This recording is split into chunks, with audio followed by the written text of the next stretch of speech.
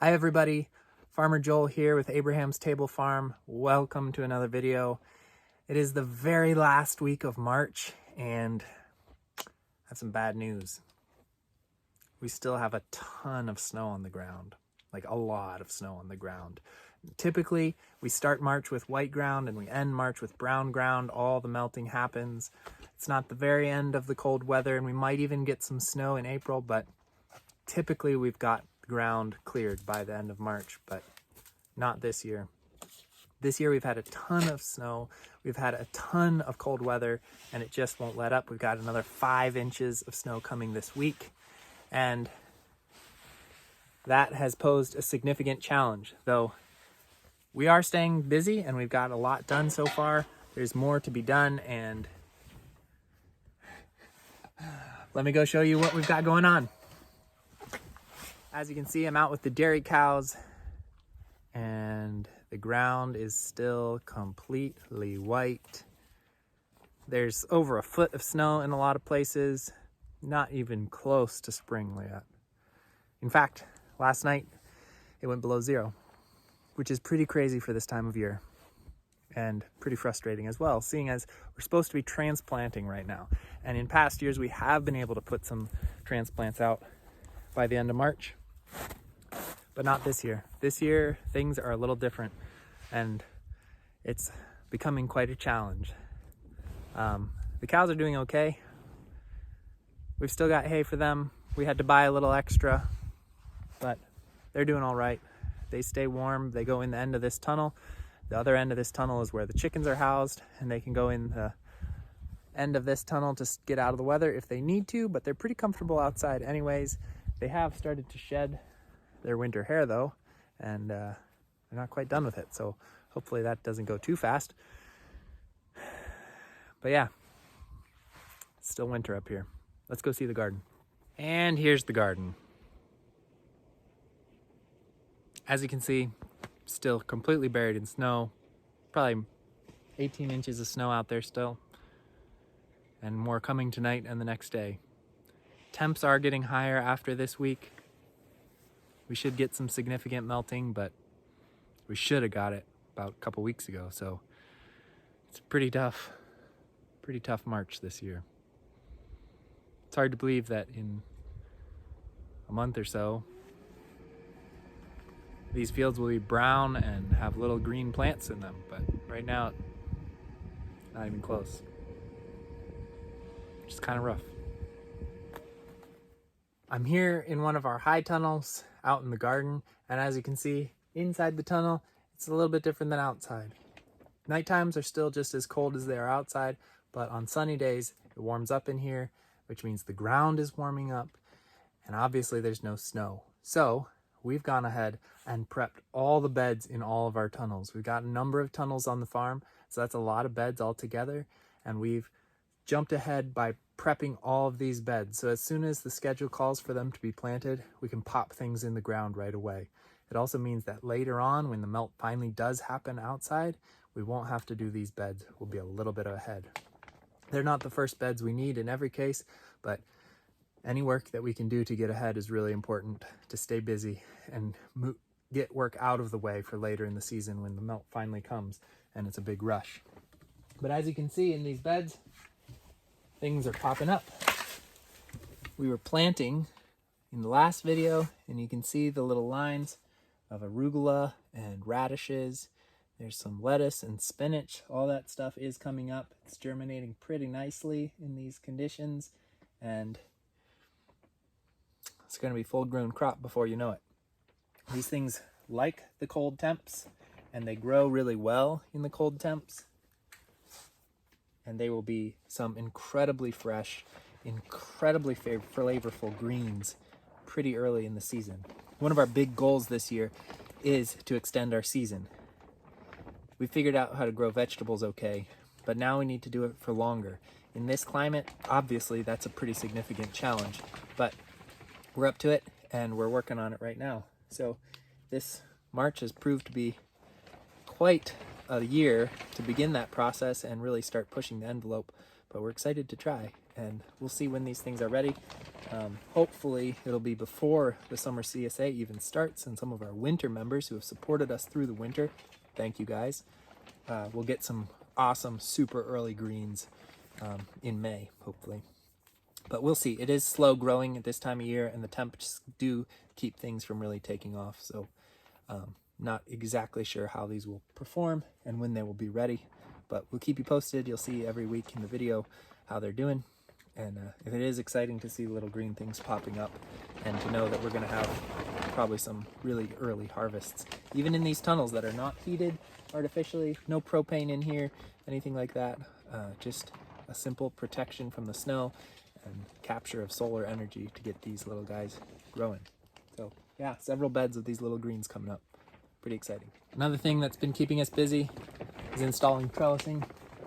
All these tunnels have trellising, and they will have vining crops like cucumbers and tomatoes in them later in the season. So just one more thing that we can get ready, set up all that trellising, get it prepped for the growing season. So it's one less thing to take care of in May when that big rush comes. Here in another one of our tunnels, we've got some overwintered spinach.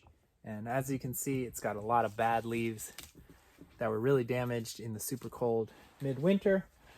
But as you can also see, the plants didn't die, and they are coming back with some new growth. We've been eating from this. You got to pick through a lot of it that isn't so great to find the good stuff, but it is really sweet. The cold weather, you may know, makes a lot of vegetables sweeter. They convert some of their starches into sugars in order to combat the cold temperatures. And so the good leaves that we can find are really sweet and flavorful. We're hoping that by trimming this section of the bed, we're going to be able to get some really good regrowth from those plants that aren't dead yet. And maybe those new nice leaves will provide us with some harvests, which will be really awesome, again, for some of our members to get some early greens, super sweet greens. But we're going to see how that goes. Just another one of our trials to see how we can extend the season. Like I said, that's one of our big goals this year, is to extend our season and see how much longer we can grow in this harsh climate. And there's a lot of things that we can do to ensure that we get more harvest out of this little garden. So yeah, pretty cool that we have some spinach at this time of year and that we can get some harvests, and we'll see how much we can improve them by little things like trimming them and encouraging that really early spring growth. Here in the greenhouse, we've got a lot more plants started. Still, everything is mostly small, but there are a few things that we were hoping to transplant out this week or next, and that's obviously not going to happen. So we might be potting some things up in order to buy a little bit more time. We might be just waiting and hoping for the best. We will see what we do. But as you can see, there's a lot of little green things. They're looking pretty healthy, doing pretty good. And since last video, we've taken down the partition that was effectively blocking that back half of the greenhouse, so that we were only heating the small front half, which is all we needed in those first weeks. But now the planting is really taking off, and we're expanding, opening up the entire greenhouse, and we'll be heating this whole space from now on. Big waves of plantings coming up, and as we get closer and closer to April, and we're just waiting for that snow to melt so that we can take some of these things out.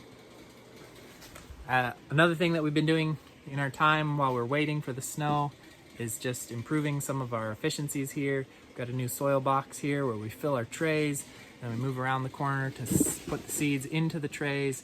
And then over on this side, a new misting table, which allows us to just hit a timer there, and all the trays that have been recently seeded are misted in really gently with water before they then move on to the heat mats here, which help them to germinate.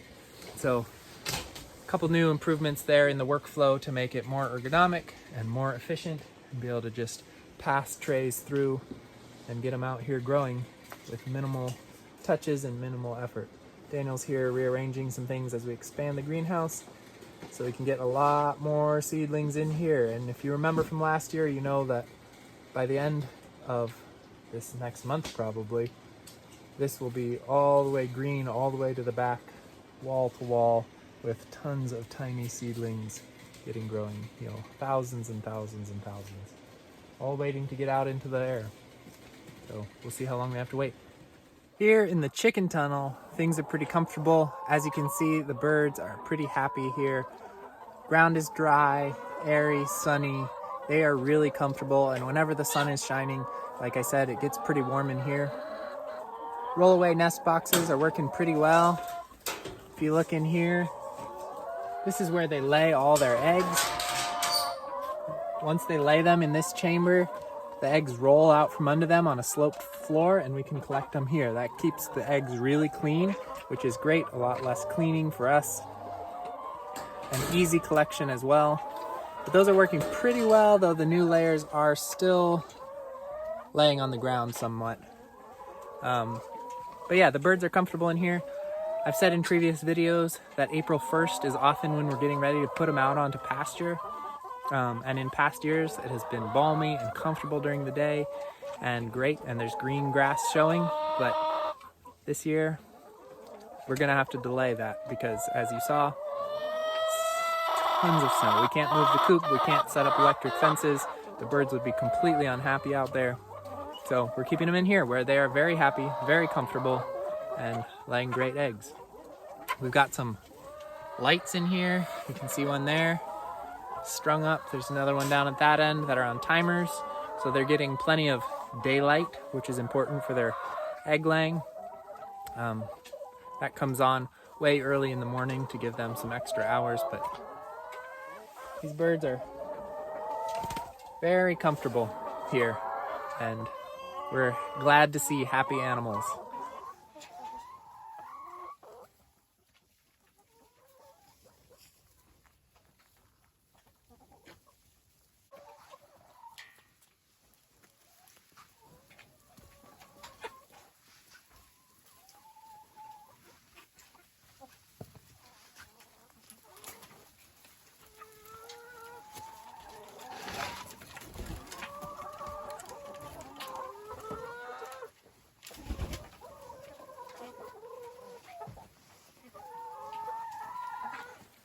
And just in case our farm isn't busy enough and the delayed spring isn't stressful enough, this year we've also decided to start tapping our maple trees and making syrup. We're just doing it on a small scale this year, but we're pretty excited to be back into it. We've done it a few years in the past, just on a really small scale, and it's a pretty fun spring thing to do. And so this year we had some enthusiasm from Daniel and Jed to get going on it, and we decided, why not? Let's throw it in the mix and see what happens. We've had hardly any sap flow at this point in the season, which is funny because typically we'd be finishing this flow pretty soon here. But it looks like in the next week or so we should get quite a bit, and hopefully we'll get some good syrup out of it. If all goes well and we feel like the operation is smooth enough and we can scale it up, we'll definitely be doing more of it in the future. But this year is just kind of the practice run, and we're doing it just to see how it goes. So bags on the trees where we collect the sap. We just walk a route with a sled at this point, maybe a wagon later, collecting it into larger containers. And then over in the pizza oven area, we've got a propane burner set up with a pan and a bulk holding tank set up. And we're just collecting sap, putting it in the pan, boiling it down. And we've got a little under a gallon of syrup so far, and hopefully a lot more to come. But fun little spring project to stay busy on. And last but not least, building projects. We can't really get out in the fields right now, but we can drag lumber out into the driveway and put things together. So we've been staying busy on that. This is 2 broiler pens for our chickens on pasture. If you remember last year, and if you were with us last year, you know that we had a terrible windstorm that picked up and blew some of our pens off into the woods, totally smashed them. Thankfully, no birds were killed, but we did lose several pens in that process, and we limped our way through the rest of the season without building replacements.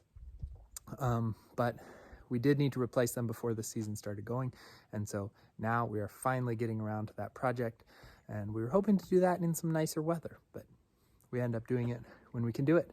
And so once again, projects to keep us busy while we wait for the snow to melt, get us a little ahead. We won't need these pens till much later in the year when weather is way better, but we can build them now to get them out of the way. So that's what we're doing, staying busy.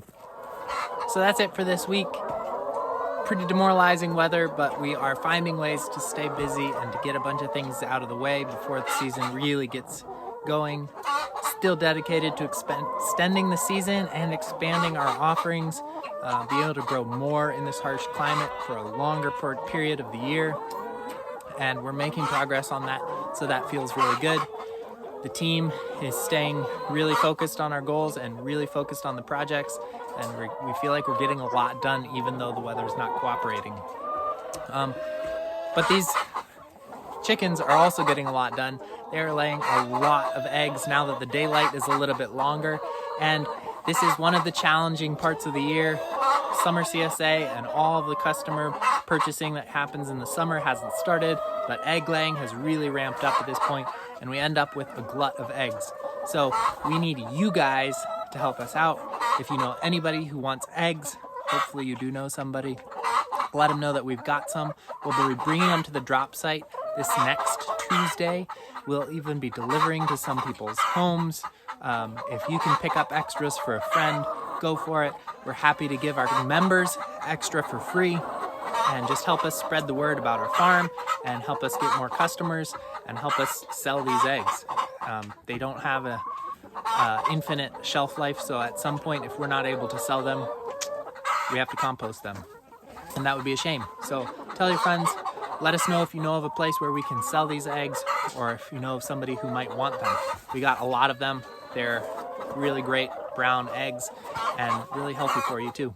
And stay in touch with us, our emails, our videos, and you can even see where your eggs are coming from and exactly how those chickens are raised and all the drama that goes into farming on a small scale in Minnesota. So thanks for watching. Thanks for staying in touch.